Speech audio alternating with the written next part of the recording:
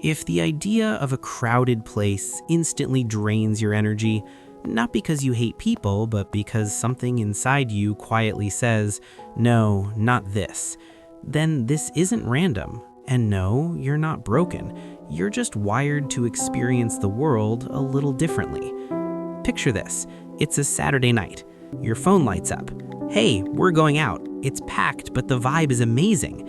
And in that exact moment, something in you shuts down. Not dramatically, not loudly, just a quiet resistance, a subtle weight in your chest.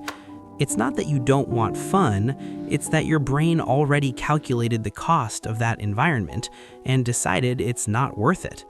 Hi everyone, welcome back to Dude Psychology. Let's talk about what's really happening. 1. Your brain doesn't filter, it absorbs. Most people walk into a crowded place and their brain filters out the noise. They ignore the background conversations, the flickering lights, the overlapping voices. You don't. Your brain picks up everything, every shift in tone, every awkward glance, every tiny change in energy. Psychologists call this sensory processing sensitivity, but in simple terms, it means your brain is always on.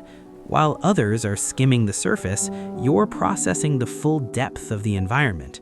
And that's exhausting, because it's not just noise, it's information. Too much information.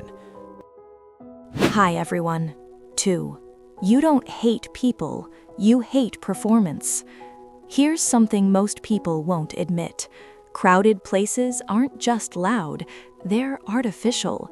Everyone is performing, smiling a little too much, laughing a little too loud, pretending to be fully present while their mind is somewhere else. And you can feel that, not because you're judgmental, but because your brain notices what doesn't match. The tone doesn't match the expression. The words don't match the energy, and that disconnect drains you. You don't hate socializing, you hate the lack of authenticity.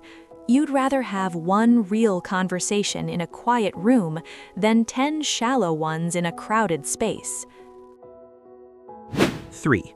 Your reward system is different. This part is important. Not everyone's brain gets rewarded the same way. For some people, crowds equals excitement, stimulation, energy. For you, it can feel like overload. Instead of gaining energy, you lose it. Instead of feeling alive, you feel overwhelmed. And that's because your brain finds reward in something else. Silence, focus, depth, moments where you can think clearly without interruption. That's where your energy comes back. That's where you feel like yourself again. 4. You don't just see emotions, you absorb them.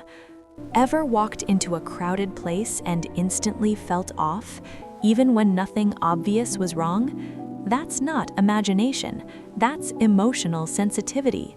Your brain isn't just observing people, it's syncing with them. Stress, anxiety, tension, excitement, chaos. You pick it up without trying. And in a crowded environment, that becomes overwhelming fast. Because now you're not just carrying your own emotions, you're carrying fragments of everyone else's too. No wonder you feel drained after just a few hours. 5. You're not avoiding life, you're protecting your peace.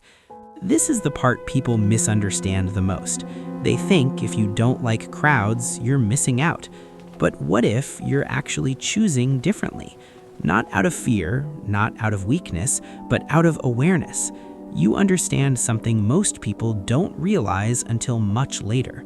Not every environment deserves your energy. Not every invitation is worth saying yes to. And peace, real peace, often exists in quiet spaces, not loud ones. You're not running away from life, you're moving toward a version of life that actually fits you. I'll say this from my own experience. I'm also someone who doesn't like crowded places. And the older I get, the more I notice it. It's like something shifted. Staying at home, doing things I love, quietly, alone, somehow feels more peaceful than being surrounded by noise and people all the time. And I don't think that's a bad thing. I think it means we're starting to understand ourselves as better. What about you? Are you like this too? Are you someone who feels alive in crowds? Let me know in the comments. I'd really love to hear your experience. And if you stayed until the end, thank you for listening.